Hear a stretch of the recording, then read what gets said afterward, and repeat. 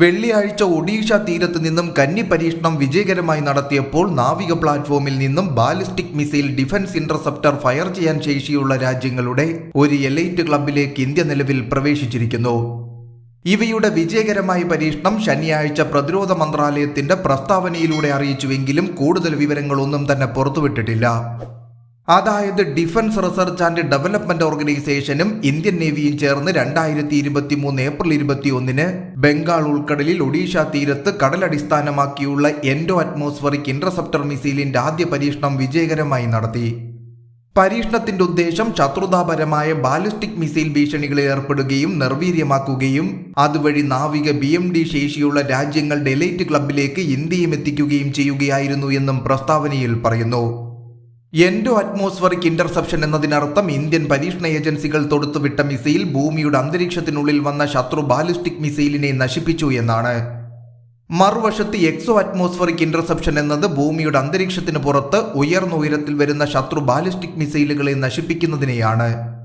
COVID-19 അണുബാധയിൽ നിന്നും സുഖം പ്രാപിക്കുന്ന ഇന്ത്യയുടെ പ്രതിരോധ മന്ത്രി രാജ്നാഥ് സിംഗ് കപ്പൽ അധിഷ്ഠിത BMD കഴിവുകളുടെ വിജയകരമായ പ്രകടനത്തിൽ ഏർപ്പെട്ടിരിക്കുന്ന ടീമുകളെ അഭിനന്ദിച്ചപ്പോൾ DRDO ചെയർമാനും ഇന്ത്യ ഗവൺമെന്റിന്റെ പ്രതിരോധ ഗവേഷണ വികസന സെക്രട്ടറിയുമായ ഡോക്ടർ സമീർ വി കാമത്ത് അതിസങ്കീർണമായ നെറ്റ്വർക്ക് കേന്ദ്രീകൃത ബാലിസ്റ്റിക് വിരുദ്ധ മിസൈൽ സംവിധാനം വികസിപ്പിക്കുന്നതിൽ ഇന്ത്യ സ്വയം പര്യാപ്തത കൈവരിച്ചതായി പ്രഖ്യാപിച്ചു.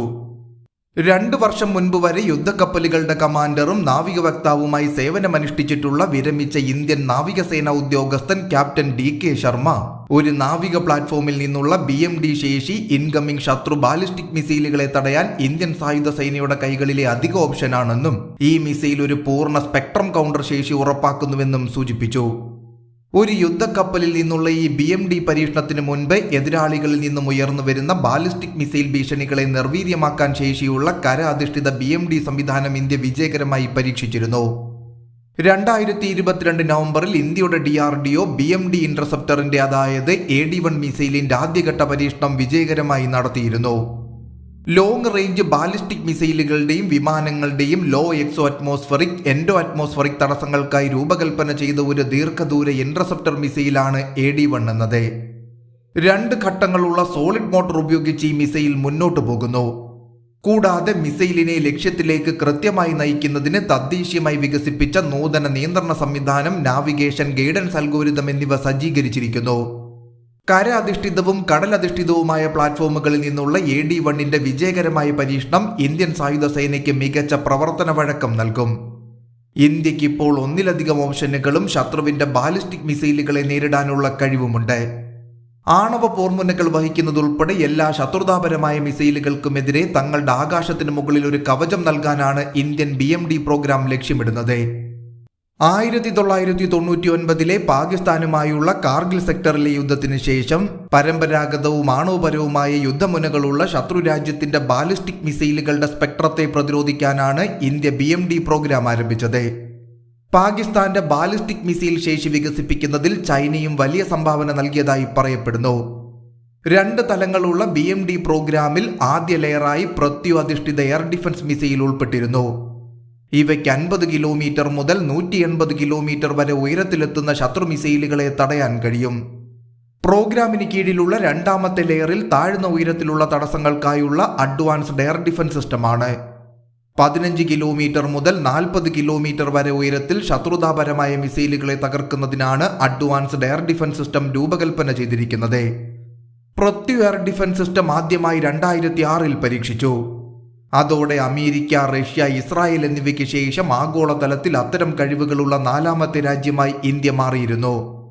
ഇതിനെ തുടർന്ന് 2007 അഡ്വാൻസ്ഡ് എയർ ഡിഫൻസ് സിസ്റ്റം ആദ്യമായി ഇന്ത്യ പരീക്ഷിച്ചു. അതിനുശേഷം 2 സംവിധാനങ്ങളും തുടർച്ചയായി നിരവധി തവണ പരീക്ഷണങ്ങളിലൂടെ കടന്നുപോയി. ഇപ്പോൾ ഈ മിസൈലുകൾ ഇന്ത്യൻ സായുധ സേനയുമായി വിന്യസിക്കാനുള്ള പ്രക്രിയയിലാണ്. പാകിസ്ഥാനിൽ നിന്നും ചൈനയിൽ നിന്നും പരമ്പരാഗത അല്ലെങ്കിൽ ആണവ പോർമുനകൾ ഉപയോഗിച്ച് ബാലിസ്റ്റിക് മിസൈൽ ആക്രമണത്തിന്റെ ഭീഷണി ഇന്ത്യ നേരിടുന്നു. റോഡ് മൊബൈൽ, അബ്ദാലി, ഗസ്നവി, ഷഹീൻ-1, നാസർ എന്നീ ഷോർട്ട് റേഞ്ച് ബാലിസ്റ്റിക് മിസൈലുകൾക്കൊപ്പം ഇന്ത്യയുടെ പടിഞ്ഞാറൻ തീരത്തും വടക്കേ ഇന്ത്യയുടെ മിക്ക ഭാഗങ്ങളിലും എത്തിച്ചേരാൻ കഴിയുന്ന ഇടത്തരം റേഞ്ചുള്ള ഷഹീൻ-2, ഖൗരി മിസൈലുകളും പാകിസ്ഥാന്റെ പക്കലുണ്ട്. രൂപകൽപ്പനയിൽ multiple independently targetable re entry vehicle ഉൾപ്പെടെ ഷഹീൻ 3, അബാബീൽ എന്നീ ഇടത്തരം മിസൈലുകൾ പാകിസ്ഥാൻ വികസിപ്പിക്കുന്നുണ്ടെന്നും വിദഗ്ധർ വിശ്വസിക്കുന്നു. MIRV രൂപകൽപ്പനയ്ക്കായി പാകിസ്ഥാൻ ഇവയുടെ ന്യൂക്ലിയർ വാർഹെഡ് ചെറുതാക്കി നിർമ്മിച്ചിരിക്കുന്നുവെന്ന സംശയവും നിലനിൽക്കുന്നു.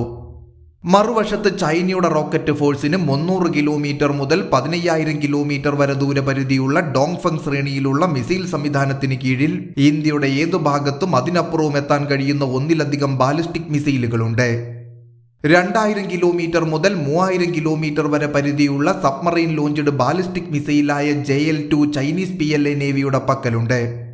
ഒരു നാവിക പ്ലാറ്റ്ഫോമിൽ നിന്നുമുള്ള BMD-യുടെ ഇന്ത്യൻ പരീക്ഷണം വെള്ളത്തിനടിയിൽ നിന്നും ഇന്ത്യൻ ലക്ഷ്യങ്ങളിലേക്ക് വെടിയുതിർക്കുന്ന ജുലാങ് JL-2-നെ പ്രതിരോധിക്കുമെന്ന് പ്രതീക്ഷിക്കുന്നു. 2019 മാർച്ചിൽ മിഷൻ ശക്തി പ്രോജക്റ്റിന് കീഴിൽ ഇന്ത്യ വിജയകരമായി ആദ്യത്തെ ആന്റി സാറ്റലൈറ്റ് ടെസ്റ്റ് നടത്തിയിരുന്നു. അത്തരം കഴിവുകളുള്ള അമേരിക്ക, റഷ്യ, ചൈന തുടങ്ങിയ രാജ്യങ്ങളുടെ ഒരു ലീഗിലേക്ക് ഈ പരീക്ഷണം ഇന്ത്യയും എത്തിച്ചിരുന്നു. ഇന്ത്യൻ നിർമ്മിത ആകാശ് മിസൈൽ സിസ്റ്റം ഇന്ത്യൻ സായുധ സേനയുടെ കൈവശമുള്ള വ്യോമ പ്രതിരോധ സംവിധാനത്തിന്റെ ഭാഗമാണെങ്കിലും ഉക്രൈൻ യുദ്ധം ഡെലിവറി വൈകിപ്പിച്ചെങ്കിലും റഷ്യൻ വംശജരായ S-400 വ്യോമ പ്രതിരോധ സംവിധാനവും നിലവിൽ ഇന്ത്യയുടെ കൈവശമുണ്ട്.